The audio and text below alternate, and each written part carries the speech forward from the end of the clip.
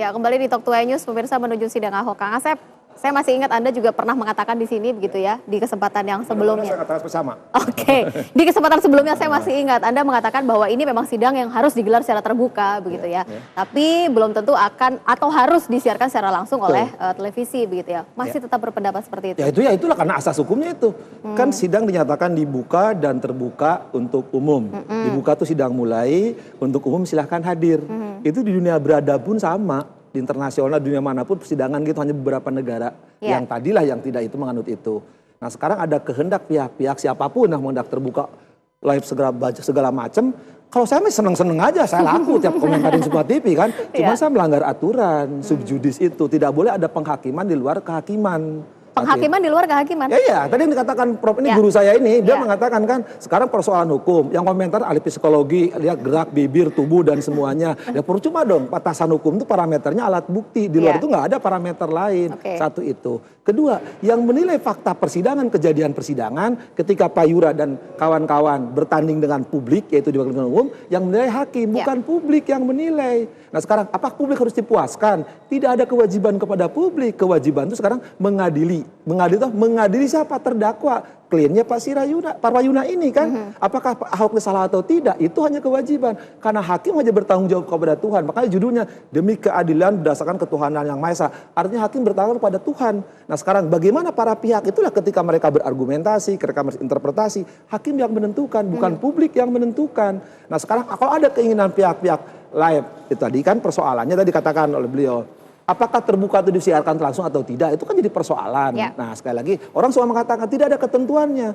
Hukum acara itu tekstual. Aturan hukumnya tidak ada ya? Nah tidak ada itu bukan berarti ada. Itulah aturan main ketika sidang nyatakan dibuka dan terbuka untuk umum, itulah aturan mainnya yang ada gitu kan. Nah saya senang ketika himbauan KPI, kemudian satu lagi apa, Dewan Pers mengatakan dihimbau gitu kan. Kok diingatkan, karena apa? Gini, hukum itu kan ada kepastian, keadilan. Ketika keadilan kepastian diributkan, apa yang harus diambil? Kemanfaatan. Akankah mengganggu kredibilitas mungkin dari pihak jaksa penuntut umum, hakim? Tapi gini, kalau saya hakim saya sangat percaya. Sekali lagi sama ketua majelisnya sekarang, tim ini saya sangat percaya. Jadi sekali lagi, nggak takut karena majelisnya sekarang. Bahkan ketua majelisnya bagus sekali, saya tahu persis. Ya, saya bilang, saya nggak takut dengan ketua majelis. Yang saya khawatirkan betul yang dihimbau oleh KPI, oleh Dewan Pers atau pada umumnya adalah apa yang terjadi di masyarakat. Tadi menimbulkan salah tafsir, itu yang kita khawatir di lapangan yang akan terjadi. Tapi sekali lagi saya tidak, kalau hakimnya nggak ada urusan di lapangan mau berkelahi kan mau apa kalau saya jadi hakim. Mau ribut kan, mau berkelahi, mau taruh nggak ada urusan. Hakim hanya lihat fakta persidangan, peduli di luar sidang karena kami hanya lihat sidang. Kita lihat seperti apa besok keputusan dari ketua majelis hakim begitu ya. Sidang ya. pengadilan besok, apapun prosesnya, apapun hasilnya, siapapun harus menghadapi peradilan, apapun hasilnya. Sekali lagi, kalau ada orang tidak menghormati proses peradilan, dia WNI, bukan warga negara Indonesia, mungkin warga negara I-nya lain. Saya ingin silakan menambah informasi sedikit ya. Saya ingat sidang-sidang mahkamah militer luar biasa, pemberontakan PKI, itu disiarkan langsung. Tapi waktu itu televisi kan belum populer.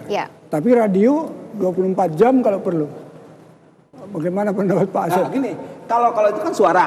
Dan radio juga terbatas tahun 60-an itu kan. Kalau TV kan lihat visualnya. Jadi bagaimana gerak mimik yang katakan oleh Mas Obi tadi kan. Gerak mimik begini, oh ini kalau nangis, air mata. Nah sekarang kan tafsirkan. Nanti juga kan sekarang bagaimana bahasanya Pak Ahok 27 saya mereka lihat intonasinya, morfologinya, konotasinya. Kemudian itu kan akan dilihat. Nanti orang takut mengkhawatirkan Pak Bang. Takutnya loh lihat Pak Ahok ngomongnya gitu pasti marah. Padahal mungkin Pak Ahok ngomong kayak begitu gitu kan. Dikhawatirkan beda penafsiran. Orang banyak penafsir. Sekarang kan banyak penafsir yang di belakangnya ada juru taksir.